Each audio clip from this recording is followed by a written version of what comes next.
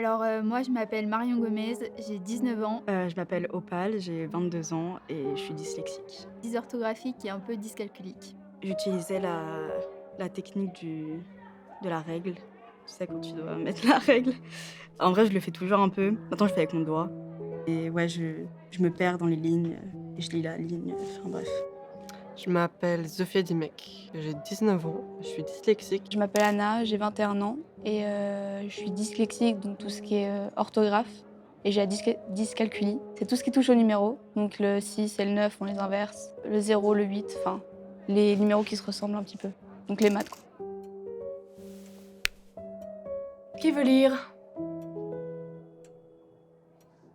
Tiens ben, Lila va lire aujourd'hui.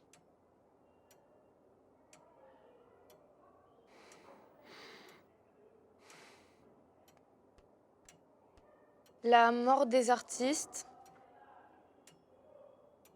Combien faut-il de fois Quand j'étais secouer mes petite, grelots lire devant la classe, c'était pas très et fun pour moi. baisser Les P et les B, surtout quand tout est en lié, morne ça se ressemble assez et donc ça se mélangeait un peu pour moi. Et enfin, j'avais l'impression que les gens, ils me regardaient, ils attendaient, vu que je prenais beaucoup mon temps et je butais sur les mots. Donc ouais, j'avais l'impression d'être jugée, donc j'aimais pas du tout. Je sais pas si c'est du harcèlement, mais j'avais certains profs, notamment en français et en maths, qui pensaient que littéralement je ne travaillais pas et qui étaient énormément sur moi pendant les cours.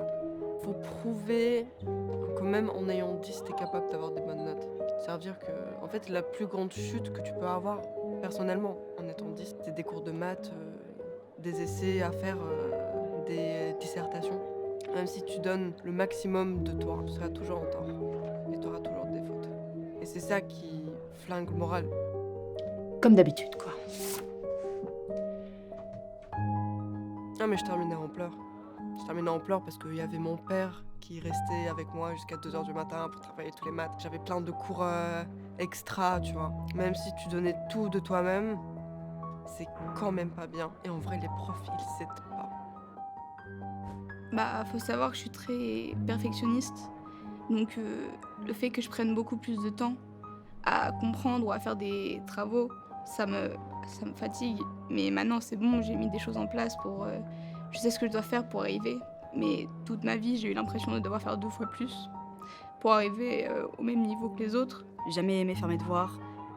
Pour moi, c'était déjà énorme de rester 8 heures, dans une classe à apprendre des trucs. Du coup, quand je rentrais chez moi, j'avais vraiment pas du tout envie d'apprendre encore.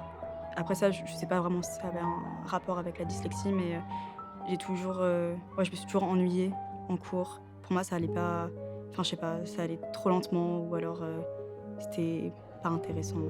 Vraiment, depuis que je suis toute petite, j'ai vraiment beaucoup de mal à me concentrer. J'ai fini par faire des petits dessins un peu sur mes cahiers, ça m'aidait à pas trop me distraire parce qu'après, j'arrive pas du tout à me reconcentrer. Niveau concentration, on va dire que maintenant ça va. Parce que j'ai appris des méthodes, comment me concentrer, ce que je dois faire pour me mettre dans une bulle. Et quand j'étais plus petite, c'était un peu plus compliqué. Parce que bon, il y a beaucoup de bruit. Et quand t'es dyslexique, faut être très très concentré. Surtout pour lire, tout ce qu'elle reste, ça allait. Mais je peux buter et le problème c'est que si je suis pas concentrée, bah, je perds le fil et je dois recommencer la lecture un peu plus haut. Donc c'est pénible. Et qu'est-ce que tu dirais à la petite Opale qui vivait ça ou à tous les autres petits qui vivent ça?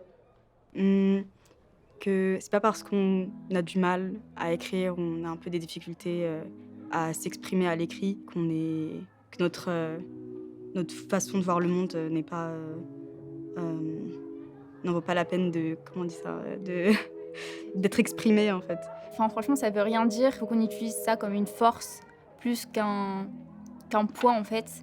Et ça va les forger, mais ça aussi, ça les rend plus forts. Parce qu'on a une petite marche dans chaque aventure en plus que les autres. Mais c'est pas impossible. Faut pas lâcher. C'est pas de ta faute. Et il y a toujours des solutions. Parce que chaque dyslexique vit sa dyslexie différemment. Tu peux être hyper créatif, sans sans savoir toutes les règles d'orthographe, quoi. C'est ça le plus important. Juste écoute-toi, tes envies, tes besoins et les autres, ils s'en foutent.